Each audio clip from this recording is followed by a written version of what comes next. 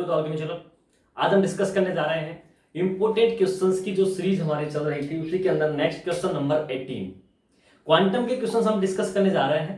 तो कुछ इस वैरायटी के क्वेश्चन हम यहाँ पर लेंगे जो आपकी अपकमिंग एग्जाम के लिए बहुत इंपॉर्टेंट है। क्यों है?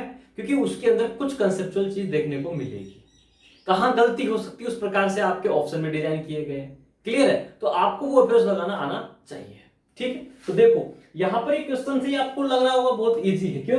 The commutator x square P x square का जो कम्यूटेटर है, इसका रिजल्टेंट क्या मिलेगा आपको बताना इन ऑप्शन के अकॉर्डिंग। क्लियर है? अब आपको ये बेसिक फंडामेंटल कंसेप्ट जब मैं क्वांटम केमिस्ट्री आपको पढ़ा रहा था, आप प्लेलिस्ट में जाके देखेंगे तो आपको क्वांटम के अंदर ये 4th वीडियो में मिल जाएगा कि ये जो कम्यूटेटर्स होता है इनको किस प्रकार से सोल्व किया जाता है। इसके भी कुछ रूल्स होते हैं जिसमें लीनियरिटी रूल्स, मल्टीप्लिकेशन रूल्स, ये सब एडिटिव वगैरह ये रूल्स वहां पर फॉलो होते हैं। अकॉर्डिंग टू आपका कम्यूटेटर सोल्व करते वक्त आपको पता लगेगा। ठीक है, तो देखना मैं सबसे पहले डिस्कस करता हूं कि ये जो आपको कम्यूटेटर गिवन है, इस कम्यूटेटर का रिजल्ट यदि मैं निकालूं आपके सामने, तो देखो यहां पर मैं इसका सॉल्यूशन कर रहा हूं और सॉल्यूशन में यहां आपके सामने है x square P x square, यही कम्यूटेटर है। इस कम्यूटेटर को मुझे सोल्व करना है, तो मैंने क्या किया कि इस वाली जो टर्म है आपकी, ये टर्म को मैंने खोल लिया। अब जब a का स्क्वायर जो होता है इसको ओपन करूंगा तो a इंटू ए लिख सकता हूं, कोई प्रॉब्लम नहीं। चलिए अब इसको लिखने का क्या रीजन है वो भी आप समझना। देखो जैसे ही मैंने इसको खोला तो इसको जब ओपन करने पर यह आ जाएगा आपका x का ऑपरेटर स्क्वायर और आ जाएगा आपका पी एक्स। ये इस फॉर्म में हम लिख सकते हैं, कोई प्रॉब्लम वाली बात नहीं है। ऐसा लिखने के बाद क्या है कि ये आपका जो फॉर्मेट बना कम्यूटेटर का, ये जो साइन है कम्यूटेटर को इंडिकेट कर रहा, तो इसके अंदर ये जो है तो यही बता रहा है कि इस प्रकार की जो मोटी है इसको किस प्रकार से सोल्व करते हैं, ये आपको पता होना चाहिए। इसको कैसे सोल्व करते हैं, ये जस्ट जब मैं आपको कम्यूटेटर पढ़ाया था तो मैंने आपको बताया था कि कोई चीज ध्यान से समझना, यदि आपकी ए और बी सी इस प्रकार से लिखी हुई है तो ये आपकी मल्टीप्लिकेशन वाली फॉर्म में आ गई। तो जब क्या करेंगे कि इसका इसके साथ करेंगे तो ये वाला बाहर होगा, लेकिन डायरेक्शनल कैरेक्टर बहुत इंपॉर्टेंट है। इसका डायरेक्शनल कैरेक्टर मतलब क्या है कि जब इसका इसके साथ करूंगा, तो मैंने जब ए का बी के साथ किया तो यहां पर जो सी है वो आपका राइट साइड है, तो ये राइट साइड आएगा। देन इसी का जो रिमेनिंग पार्ट है, रिमेनिंग पार्ट क्या है, ये ए का सी के साथ करूंगा तो बी किस तरफ है, लेफ्ट साइड। तो जब ए का सी के साथ करूंगा तो ध्यान से देखना, बी आगे आएगा और यहां पर आ जाएगा आपका ए और सी। ये इस तरीके से आपको फॉर्मेट मिलेगा। ये समझना आपको बहुत जरूरी है। क्या समझना जरूरी है? ये आपको समझना जरूरी है कि ये किस प्रकार से आएगा। अब ये चीज यहां देखने को मिलेगी, ये आपका ए हो गया, ये बी हो गया, ये सी हो गया। तो इसको कैसे सोल्व करोगे? जब इसका इसके साथ करूंगा तो ये आपका राइट हैंड साइड, जब इसका इसके साथ करूंगा तो ये लेफ्ट हैंड साइड। क्लियर है यहां तक? ठीक है, अब समझो, जब इसका मैं अब एक्सप्रेशन लिखता हूं तो देखो एक्स स्क्वायर का इसके साथ करता हूं पहले, तो ये एक्स स्क्वायर जो है आपका, इसका इस पी एक्स के साथ मैंने जब किया तो आपका ये जो पी एक्स है ये बाहर की तरफ आ गया। देन आपको देखो अगेन प्लस, जब इसका इसके साथ करूंगा तो ये आगे की तरफ आ जाएगा, तो पी एक्स स्क्वायर और पी एक्स का ऑपरेटर और एक्स स्क्वायर का किसके साथ में, पी एक्स के साथ में ऑपरेटर। यहां तक कोई दिक्कत हो तो आप मुझे बताएं। ये आपका क्या बनेगा, एग्जैक्ट एक्सप्रेशन मिलेगा। ये एक्सप्रेशन आपका होगा। ठीक है, अब इस एक्सप्रेशन को जब आप देख पा रहे हैं तो ये जो वैल्यू है आपका एक्स स्क्वायर का पी एक्स, इस कम्यूटेटर का रिजल्ट मैंने डायरेक्ट आपको फाइंड करने की ट्रिक बताई थी। क्योंकि यदि x की पावर n px हो या x px की पावर n हो, ये किस प्रकार से सोल्व करते हैं ये मैंने आपको बता रखा है।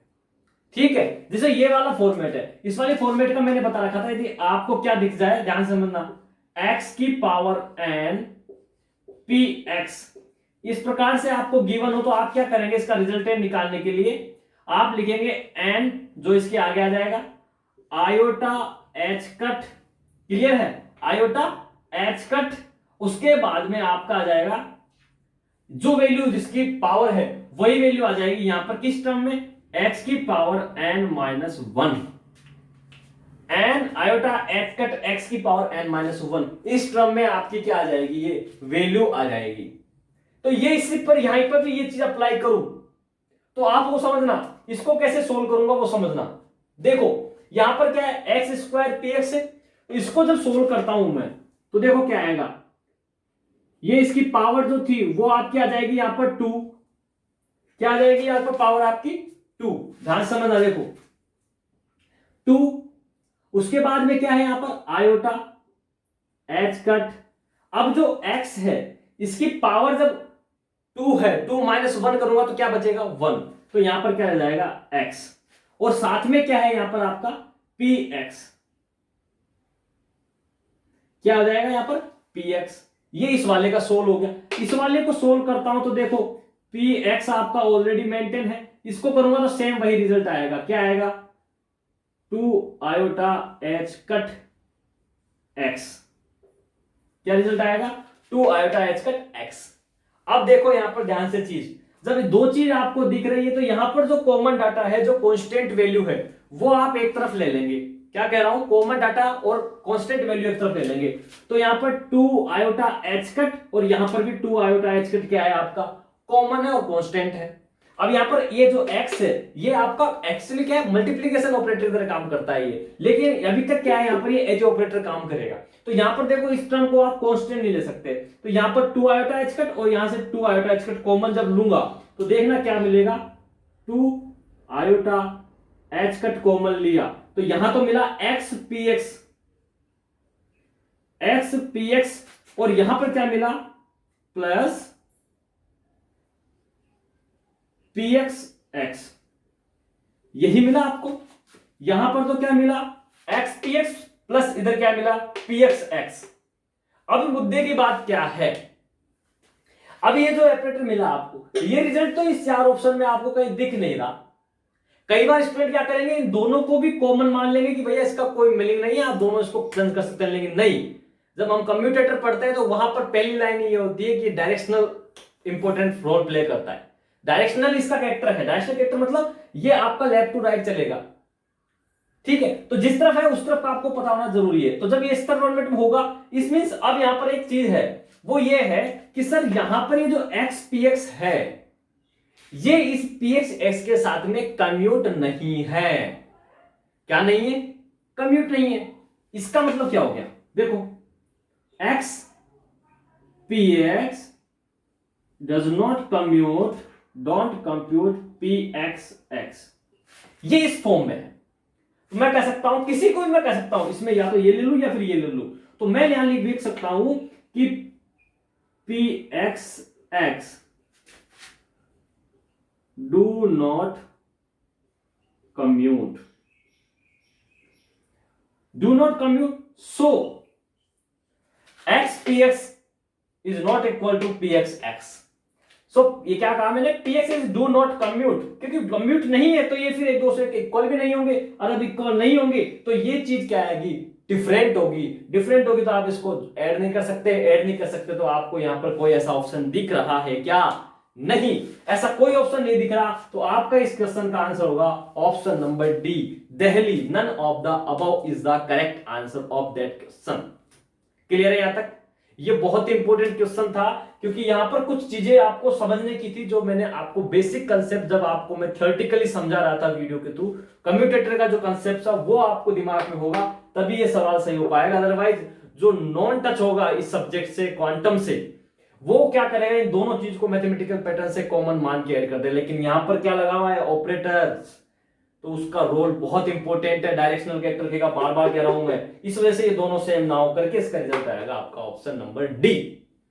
क्लियर? तो ये बात हो गई आपकी क्वेश्चन नंबर 18 की, जो कि आपके लिए बहुत इंपॉर्टेंट है क्वांटम के अंदर। ऑप्शन अब पूछा जाएगा आपसे सेक्शन बी के अंदर, ये क्वेश्चन आपसे बनेगा। किसमें बनेगा? Section B. जब सीएसआर नेट की बात करूंगा तो सेक्शन बी के अंदर आपसे ये क्वेश्चन बनेगा। क्लियर है यहां पर? फिर नेक्स्ट क्वेश्चन नेक्स्ट वीडियो में लेकर मिलते हैं आपसे, तब तक बने रहिएगा। All the very best, good luck, thank you.